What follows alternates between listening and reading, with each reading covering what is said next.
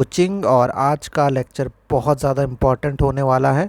आज हम post office regulation का पार्ट थर्ड कंप्लीट करने वाले हैं। आपको बता दें पोस्ट ऑफिस के हमने और पोस्ट ऑफिस रेगुलेशंस के ऑलरेडी 2 पार्ट कंप्लीट कर लिए हैं, जिसमें से फर्स्ट पार्ट हमने 1 घंटे का बनाया था। उम्मीद है आपने पढ़ लिया होगा अगर आप हमारे बैच से जुड़े हुए हैं। दूसरा जो पार्ट था वो 1 घंटे का था। टोटल 2 घंटे में पोस्ट ऑफिस रेगुलेशंस ख़त्म कर लिए थे। बहुत इम्पॉर्टेंट ये डॉक्यूमेंट या ये स्टडी मटेरियल रहने वाला है। एग्ज़ाम में इस बार सीधा सीधा यहाँ से क्वेश्चन आएगा, क्योंकि ये लेटेस्ट अपडेट है। 2024 में आया था, लेकिन अभी धीरे धीरे धीरे लागू हुआ है, तो बहुत सारे अपडेट इसमें हैं। और आप लोग बहुत ज़्यादा सरप्राइज़ मत होइएगा कि आने वाले कुछ महीनों में या कुछ नेक्स्ट ईयर के एग्ज़ाम में पोस्ट ऑफिस रेगुलेशन ही डिपार्टमेंट ऑफ पोस्ट या MTS postman mail guard inspector के सिलेबस में इंक्लूड होगा, क्योंकि ये कभी ना कभी इंक्लूड होना ही है। ठीक है, क्योंकि ये नया अपडेट है। आपको पता ही है, पोस्ट ऑफिस गाइड पार्ट 1 बोल दीजिए, पार्ट 2 बोल दीजिए, ये सारे अपडेटेड नहीं है, पुराने हैं। ठीक है, तो इनका एक अपडेट है पोस्ट ऑफिस रेगुलेशन। अभी ऑफिशियली सिलेबस में इंक्लूड नहीं किया गया है, पर यहाँ से सवाल ज़रूर आएंगे। बहुत इंपॉर्टेंट पार्ट है। ठीक है, अगर आपने नहीं देखा है पुराने 2 लेक्चर्स तो ज़रूर देखिएगा। हमारे बैच जो इनरोल्ड है उनको उनके लेक्चर्स में ऑलरेडी है ये। और हम कहेंगे कि आप जब सिलेबस स्टार्ट कर रहे हो, पढ़ाई स्टार्ट कर रहे हो, इससे पहले पोस्ट ऑफिस रेगुलेशन आपको पढ़ लेना है, ताकि आपको पता चले कि नई अपडेट्स क्या है। ठीक है, पोस्ट ऑफिस रेगुलेशन 100 पेजेस के करीब है, और 100 पेजेस हमने अब 2 पार्ट में डिवाइड कर लिए थे, 1-1 घंटे का। वो पढ़ने के बाद अभी कुछ न्यू पॉइंट्स ऐड किए गए हैं, वो नए पॉइंट्स आपको बताएंगे। और इसमें 1-2 चीज़ें ऐसी है जो बहुत ज़्यादा इंपॉर्टेंट है, एग्ज़ाम में पूछी जा सकती है, तो इसको ध्यान से देखिएगा। ठीक है, तो ये न्यू पॉइंट्स का पार्ट थर्ड है, और फर्स्ट सेकंड हमने कवर कर लिया ऑलरेडी।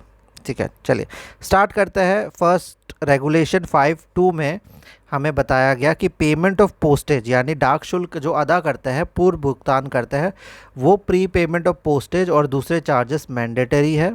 ठीक है, एक्सेप्ट, जो नया पॉइंट ऐड किया गया है, एक्सेप्ट बीएनपीएल के जो कस्टमर्स है, यानी बुक नाउ पे लेटर के जो कस्टमर्स है, या जो कॉन्ट्रेक्चुअल कस्टमर है जिनके पास बीएनपीएल की फैसिलिटी है, या जो डिपार्टमेंटल यूज़ के लिए जो भी स्पीड पोस्ट या दूसरी चीज़ें भेजी जाती है अपने एम्प्लॉय को भेजने के लिए, इन 3 केसेस में प्री पेमेंट करना ज़रूरी नहीं है, यानी पूर्व भुगतान डाक शुल्क अदा करना ज़रूरी नहीं है। ये फर्स्ट इंपॉर्टेंट पॉइंट है जो ऐड किया गया है। सेकेंड चीज़ रेगुलेशन 7 के डी में है, और ये बताता है कि nothing prevents transmission of BNPL article, यानी बुक नाउ पे लेटर वाले जितने भी आर्टिकल्स हैं, यानी ये फीचर या फैसिलिटी जितने आर्टिकल्स में दी गई है बीएनपीएल वाली, उनको एक जगह से दूसरे जगह जाने में कोई भी रुकावट नहीं आएगी, ये गारंटी करती है इंडिया पोस्ट। ठीक है, थर्ड चेंज जो है वो है डिलीवरी ऑफ पोस्टल आर्टिकल में, और इसमें बताया गया है एक आइटम में एक ही डिलीवरी एड्रेस होगा, जो कि पोस्ट ऑफिस गाइड पार्ट 1 में भी था। लेकिन कुछ केसेस में रीडायरेक्शन यानी पूर्ण निर्देशन अलाउड है, जैसे कि कस्टमर का अगर रेसिडेंस बदल जाता है, या फिर एड्रेस शिफ्ट हो जाता है, या उसका ऑफिस ट्रांसफ़र अगर हो जाता है, या फिर अगर वो कॉन्ट्रैक्चुअल कस्टमर है, यानी डिपार्टमेंट के साथ प्रॉपर अग्रीमेंट है इसकी और ये बहुत ज़्यादा डिपार्टमेंट को बिजनेस देता है, उन 4 केसेस में रीडायरेक्शन अलाउड है। नहीं तो एक डिलीवरी एड्रेस आइटम में सिर्फ एक ही डिलीवरी एड्रेस रहेगा। ठीक है, तो कॉन्ट्रैक्चुअल कस्टमर के केस में कैच ये है कि सेकंड एड्रेस जो होगा वो सेम शहर के अंदर होना चाहिए, तो इन 4 केसेस में रीडायरेक्शन भी हो जाएगा। बाकी बताया गया है एक आर्टिकल में एक ही एड्रेस होना चाहिए। ठीक है, नेक्स्ट इतना इम्पॉर्टेंट नहीं है, इसमें फ्रेंचाइजी आउटलेट के बारे में बताया गया है, और बताया गया है कि स्पेसिफाइड कुछ पोस्टल आइटम्स को प्रेजेंट किया जाएगा, फ्रेंचाइजी आउटलेट में भी भेजा जा सकता है। और फ्रेंचाइजी जो आउटलेट है उनको रीवैम्प करने के, जैसे जेनजी पोस्ट ऑफिस है उसी तरह से रीवैम्प नए तरीके से तौर करने की ये एडेड है पीओ रेगुलेशन में फैसिलिटी। ठीक है, चलिए रेगुलेशन 22D में बताया गया है कि सेल्फ बुकिंग कियोस्क, जैसे कि कियोस्क क्या होता है, देखिए जैसे एटीएम मशीन हो गया, या फिर आप लोग एयरपोर्ट में जाते हैं तो वहाँ पे आप लोगों को खुद से बुक करने के लिए, या फिर खुद से एक तरह से कह सकते हैं टिकट निकालने के लिए एक एटीएम मशीन जैसा जो कियोस्क होता है वो होता है। उसी तरह से पोस्ट ऑफिस ने भी सेल्फ बुकिंग कियोस्क SBK अब बना दिया है, और वो डेजिग्नेटेड पोस्ट ऑफिस में रख दिया गया है। इसमें आप लोग एज स्पीड पोस्ट के डॉक्यूमेंट्स, रजिस्टर लेटर और पार्सल पोस्ट कर सकते हैं, यानी खुद से जाके बुक कर लेना है। सीधा काउंटर के असिस्टेंट या पोस्टल असिस्टेंट से आप लोगों को डील करने की ज़रूरत ही नहीं है। ठीक है। नेक्स्ट चेंज है रेगुलेशन 22E में, और ये बताता है कि वेबसाइट और मोबाइल ऐप डिपार्टमेंट ने बनाया है जिसके थ्रू आप लोग आइटम पोस्ट कर सकते हैं, यानी जैसे क्लिक एंड बुक सर्विस, जिसके बारे में ऑलरेडी हमने करंट अफेयर्स में कवर किया है। और ये बताता है कि आप लोग अगर क्लिक एंड बुक सर्विस करते हैं तो आप लोग स्पीड पोस्ट के डॉक्यूमेंट्स और रजिस्टर लेटर खुद ही वेबसाइट या ऐप में जो है बुक कर सकते हैं चीज़ें। उसी तरह से आपको बता दें, हमारे ई पोस्टल कोचिंग का भी ऐप प्ले स्टोर में अवेलेबल है, और वेबसाइट हमारी जो है वो है epostal.in। यहाँ से जाके आप हमारा कोर्स ले सकते हैं .in। ठीक है, epostal.in। गूगल पे सीधा ई पोस्टल कोचिंग सर्च करेंगे तो आपको मिल जाएगा। नेक्स्ट है रेगुलेशन 53। इसमें बताया गया है कि कोई भी अकाउंटेबल आर्टिकल जो होता है उसमें इंटीमेशन स्लिप्स पोस्टमैन सर्व करेगा जब भी फर्स्ट अटेम्प्ट में स्पीड पोस्ट या रजिस्टर लेटर डिलीवर नहीं किया जा सकता। ठीक है, यानी पोस्टमैन आया स्पीड पोस्ट या रजिस्टर लेटर लेके, और अगर आप नहीं मिले, यानी एज अ कस्टमर आप नहीं मिले, तो पोस्टमैन आपको इंटीमेशन स्लिप देगा फॉर अकाउंटेबल आर्टिकल्स। ठीक है। नेक्स्ट है रेगुलेशन 54, और ये बताता है कि पोस्टमैन हो या डिलीवरी स्टाफ हो, वो आइडेंटिफिकेशन यानी आईडी कस्टमर से पूछ सकता है, एड्रेसी से या ऑथराइज पर्सन से। ऑथराइज पर्सन का मतलब होता है जब एड्रेसी ना हो तो वो अपने जगह पे किसी बंदे को आर्टिकल रिसीव करने के लिए रख सकता है, ऑथराइजेशन लेटर चाहिए होता है इसके लिए। ठीक है, तो जब भी पोस्टमैन पर्सनली ना जानता हो उस कस्टमर को तो आईडी मांग सकता है। Mandatory ID for delivery of passport, pan card, DL and other accountable article, यानी कि जब भी कुछ आर्टिकल पासपोर्ट से रिलेटेड हुआ है, यानी पासपोर्ट आया है, पैन कार्ड आया है, या ड्राइविंग लाइसेंस आया या अकाउंटेबल आर्टिकल आया है, तो इन केसेस में आईडी कार्ड पोस्टमैन मैंडेटरी मांगेगा। ठीक है, तो कैसे मांगेगा, क्या वेरिफिकेशन मेथड है? 2-3 मेथड है। देखिए, फर्स्ट मेथड है ओवीडी का, यानी ऑफिशियल वैलिड डॉक्यूमेंट का, जिसमें आधार कार्ड और वोटर आईडी या इस तरह के और इम्पॉर्टेंट चीज़ें आती हैं। तो पहला चीज़ है कि आपका आधार कार्ड या वोटर आईडी मांगे। दूसरा मेथड है ओटीपी बेस्ड, यानी कि ओटीपी आएगा, आपका आर्टिकल लेके आया और वो आपके डोर पे है और ओटीपी आपके पास आएगा, वो ओटीपी आपको पोस्टमैन को बता देना है, वो अपने डिलीवरी ऐप में डाल देगा और आपको आर्टिकल दे देगा। ठीक है। नेक्स्ट पॉइंट है इम्पॉर्टेंट, ऑथराइज पर्सन को कैसे आइडेंटिफाई करें कि इसी बंदे का आर्टिकल लेने के लिए आया है। तो सबसे पहले जैसे हमने आपको बताया, ऑथराइजेशन लेटर होता है जो कि एक कस्टमर अपने किसी भी बंदे को देता है कि आप हमारे तरफ से लेटर रिसीव कर लेना या आर्टिकल रिसीव कर लेना। उसकी वैलिड आईडी भी साथ में प्रेजेंट करनी होती है। फिर पोस्टमैन क्या करता है, वो कौन सा आईडी कार्ड दे रहा है और उसका आईडी का नंबर, जैसा आधार का नंबर, अब डिलीवरी स्लिप या एप्लीकेशन में जो डिलीवरी एप्लीकेशन है उसमें डाल देता है, तो उसके पास एज अ प्रूफ हो गया कि मैंने दे दिया है। नेक्स्ट पॉइंट है रेगुलेशन 64 में चेंज आया है, जो कि बताता है कि जैसे कि कोई भी कस्टमर अगर चाहे तो वो रिटर्न रिक्वेस्ट दे सकता है पोस्ट मास्टर को, और पोस्ट मास्टर उस रिटर्न रिक्वेस्ट के अकॉर्डिंग जो भी आर्टिकल है वो मैक्सिमम 7 दिन तक वो पोस्ट ऑफिस में उस आर्टिकल को रख सकता है। ठीक है, और इन केसेस में पोस्ट ऑफिस में 7 दिन तक सुरक्षित आपका आर्टिकल रहेगा। और इस चीज़ का जो रिक्वेस्ट है कि कितने बार कस्टमर ये रिक्वेस्ट कर रहा है, उसका एक रिकॉर्ड भी मेंटेन रहेगा। ये पोस्ट रिस्टेंटे से अलग है, पोस्ट रिस्टांट से बिल्कुल अलग है। ये दूसरी चीज़ है कि कस्टमर अगर चाहे तो रिटर्न रिक्वेस्ट देगा पोस्ट मास्टर को और 7 दिन के लिए आर्टिकल वहीं पोस्ट ऑफिस में रहेगा। ठीक है, चलिए नेक्स्ट है हमारा पॉइंट रेगुलेशन 51 में, और ये है रिकॉल और कैंसलेशन ऑफ आइटम या आर्टिकल। ठीक है, कब रिकॉल या कैंसलेशन हो सकता है? तो इस अकॉर्डिंग टू पीओ रेगुलेशन, जब बुकिंग पोस्ट ऑफिस में आपका आर्टिकल है और अभी तक डिस्पैच नहीं हुआ है, इस केस में आपका आर्टिकल रिकॉल और कैंसिल यानी कि बिल्कुल आगे नहीं जाएगा, इस चीज़ की गारंटी आपको मिल जाएगी। ठीक है, कौन रिकॉल या कैंसलेशन कर सकता है? यानी सेंडर या फिर सेंडर का रिप्रेजेंटेटिव कर सकता है। रीज़न कोई भी चलेगा, आप लोग लिख सकते हैं। पूरा प्रॉपर प्रोसेस अगर आपको बताए तो सबसे पहले आपको रिटर्न रिक्वेस्ट देना है बुकिंग पोस्ट ऑफिस में, यानी जहाँ पे आपने ऑलरेडी आर्टिकल जाके जमा करके आए हैं वहाँ पे आपको रिटर्न रिक्वेस्ट करना है, सबमिट करना है ओरिजिनल बुकिंग की रिसीट, आइटम का नंबर, बुकिंग डिटेल्स और कैंसिलेशन का क्या रीज़न है, साथ में आईडी के साथ आपको उस रिटर्न रिक्वेस्ट या एप्लीकेशन के साथ ये सारी चीज़ें लगा देनी है। फिर पोस्टल स्टाफ जो है वो पूरी तरह से वेरीफाई करेगा उन चीज़ों को, और फिर अगर आपको रिकॉल करना है यानी वापस लेना है ले सकता है, कैंसिल करना है कैंसिल हो जाएगा, पर आपको कोई रिफ़ंड नहीं मिलेगा डोमेस्टिक आर्टिकल्स के लिए। अगर उसमें स्पेशली डॉक्यूमेंट्स है तो बिल्कुल नहीं मिलेगा।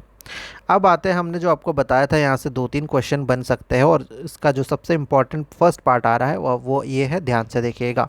रेगुलेशन 66(1) कहता है हमें कि पोस्ट रीस्टार्ट वाले आर्टिकल जो कि 30 दिन तक पोस्ट ऑफिस में रखे जाते थे पहले, अब वो 15 दिन हो गए हैं, यानी अब वो पोस्ट मास्टर को 15 दिन तक रखे जाएंगे, 30 दिन नहीं 15 डेज, इसके बाद वो आरटीएस हो जाएगा।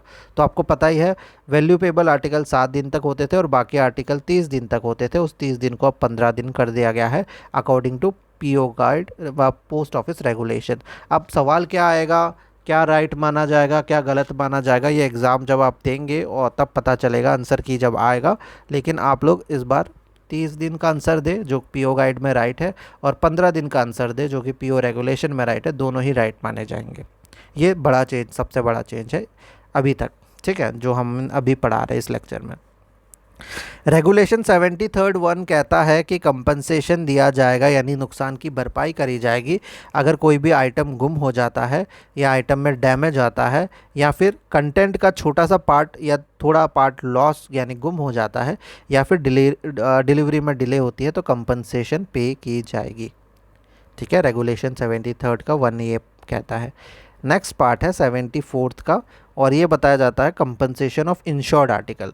तो इंश्योर्ड आर्टिकल में जो मैक्सिमम कंपनसेशन दिया जाएगा वो आपने जितना इंश्योर्ड अमाउंट रखा है उसके अकॉर्डिंग दिया जाएगा, ये बताता है। ठीक है, टाइम लिमिट जो है बहुत इंपॉर्टेंट पार्ट है। यहाँ से जो सेकंड सबसे इंपॉर्टेंट पार्ट है जो एग्ज़ाम में पूछा जा सकता है वो है ये पार्ट। और 76 का फर्स्ट पार्ट कहता है कि जो भी कंपनसेशन यानी जो नुकसान की भरपाई होगी, आपका खो गया है या जो भी गुम हो गया है, तो गुम होने के केसेस में आप लोगों का जो केस है वो सेटल हो जाएगा 30 दिन के अंदर, और आपका जो नुकसान का भरपाई है वो नेक्स्ट 10 दिन में पे कर दिया जाएगा मैक्सिमम। ठीक है, तो ये बताया जा रहा है 30 दिन में आप लोगों का कंपनसेशन का केस यानी नुकसान भरपाई का केस सॉल्व कर दिया जाएगा, और नेक्स्ट 10 डेज़ में उसको सॉल्व भी, आपका पेमेंट भी कर दिया जाएगा। ठीक है, अगर डिले होता है सेटलमेंट में, यानी ये जो 30 दिन का समय दिया है, 40 दिन हो गए, 50 दिन हो गए, तो उसमें आपको इंटरेस्ट रेट भी मिलेगा जो कि पोस्ट ऑफिस सेविंग बैंक का मिलेगा। ठीक है, चलिए नेक्स्ट है रेगुलेशन 77 का थर्ड, और इसमें बताया जा रहा है कंपनसेशन का क्लेम कौन कर सकता है, यानी नुकसान भरपाई का क्लेम कौन कर सकता है। तो सेंडर भी कर सकता है और एड्रेसी भी कर सकता है। अगर सेंडर करेगा तो प्रोसेस इस तरह से रहने वाला है कि ओरिजिनल बुकिंग स्लिप जो है वो जमा करेगा, एप्लीकेशन देगा पोस्ट मास्टर को जिसमें आर्टिकल का number, date of booking, sender और एड्रेसी का पूरा एड्रेस, और क्या गुम हुआ क्या टूटा सारी चीज़ें का डिटेल रहेगा, और बुकिंग चार्जेस क्या पेड किए थे वो सारी चीज़ें की डिटेल रहेगी। ठीक है, साथ ही साथ डिलीवरी नहीं हुआ उस आर्टिकल का उसका भी प्रूफ देगा। कैसे दे सकता है, इंडिया पोस्ट ट्रैकिंग करती है, आपको पता ही है, वेबसाइट और ऐप में ट्रैकिंग कर सकते हैं आईडी डाल के, तो वो वाली चीज़ का स्क्रीनशॉट दे दो, साथ में आईडी और पेमेंट डिटेल्स दे दो, बैंक कौन से बैंक में रिसीव करना है, कॉन्टैक्ट डिटेल्स दे दो। तो इस तरह से सेंडर अपना क्लेम करेगा जो भी भरपाई होने वाली है। उसी तरह से एड्रेसी भी कर सकता है, उसका तरीका ये रहेगा कि बुकिंग स्लिप और एप्लीकेशन ये भी 2 दिन के अंदर देना होगा एड्रेसी को। एविडेंस देगा कि क्या गुम हुआ है, फ़ोटो वीडियो में क्या लॉस हुआ है, क्या डैमेज हुआ है, और साथ में अपनी आईडी देगा और प्रूफ ऑफ डिलीवरी देगा कि हमें रिसीव हो गई थी पर टूटी मिली, अगर गुम हो गई है तो ये सारी चीज़ें प्रोसेस फॉलो करेगा। तो कंपनसेशन का क्लेम सेंडर भी कर सकता है और एड्रेसी भी कर सकता है।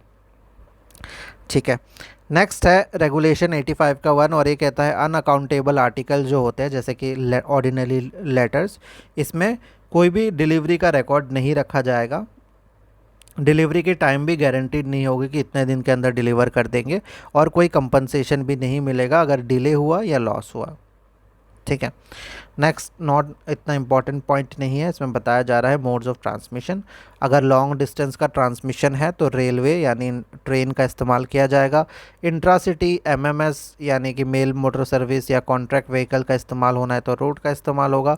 और अगर जोग्राफिकल इशू है यानी कि आप ट्रेन नहीं इस्तेमाल कर सकते, गाड़ी नहीं इस्तेमाल कर सकते, उन केसेस में एयरलिफ्ट किया जाएगा। ठीक है, चलिए नेक्स्ट पॉइंट है हमारा रेगुलेशन 99 का 5, और ये बताता है स्पीड पोस्ट के लिए क्या क्या वैल्यू एडेड सर्विस दी गई है, यानी एक्स्ट्रा फैसिलिटी क्या क्या है। तो स्पीड पोस्ट के लिए pickup facility, proof of delivery, insurance की फैसिलिटी और रजिस्ट्रेशन की फैसिलिटी दी गई है स्पीड पोस्ट के लिए। स्पीड पोस्ट एक एड्रेस स्पेसिफिक पोस्ट है, यानी कि जो एड्रेस लिखा रहेगा उस आर्टिकल में वहीं जाएगा। साथ ही साथ एड्रेस ही स्पेसिफिक भी है, यानी जिसके नाम पे है उसी को दिया जाएगा। ठीक है, चलिए नेक्स्ट है हमारा रेगुलेशन 136 का 2, और ये बताता है प्रूफ ऑफ डिलीवरी के क्या क्या और अल्टरनेटिव, यानी क्या क्या और ऑप्शन है। तो online tracking proof of delivery का एक ऑप्शन है। एसएमएस का नोटिफिकेशन आना कि डिलीवर हो गया है, ये भी एक प्रूफ ऑफ डिलीवरी का अल्टरनेटिव है। ओटीपी बेस्ड कंफर्मेशन, ओटीपी आ जाना डिलीवर होने पे, ये भी प्रूफ ऑफ डिलीवरी का एक तरीके से अल्टरनेटिव है। ईमेल नोटिफिकेशन और ई साइन लेना, यानी कि ऐप में साइन ले लेना कस्टमर का, ये भी प्रूफ ऑफ डिलीवरी का अल्टरनेटिव है। ठीक है, तो ये है जो चेंजेस है। जो मेजर चेंजेस है वो हम आपको ऑलरेडी एक बार बता देते हैं। ये है टाइम लिमिट वाला, ये जो 30 दिन और 10 दिन वाला, और साथ ही साथ आप लोगों का ये जो पोस्ट रिस्टार्ट अभी 15 दिन कर दिया गया है, ये वाला चेंज सबसे बड़ा है। तो ये सभी तक शेयर कीजिएगा, हमने यूट्यूब पे डाल दिया है, हमारे कोर्स में भी एडेड रहेगा। अगर आप बैच नहीं ज्वाइन किया है तो जल्दी से ज्वाइन कर लीजिए। फर्स्ट और सेकंड पार्ट ऑलरेडी अवेलेबल है 1 घंटे का, और सेकंड पार्ट 1 घंटे का, टोटल 2 घंटे का। पीओ रेगुलेशन पढ़ के ज़रूर जाना, बहुत इंपॉर्टेंट है, सारी अपडेट इसी में है। और जैसा हमने बताया आने वाले सालों में, आने वाले महीनों में सिलेबस में ये ज़रूर इंक्लूड होगा, अभी तक ऑफिशियली इंक्लूड नहीं हुआ है। ठीक है, धन्यवाद।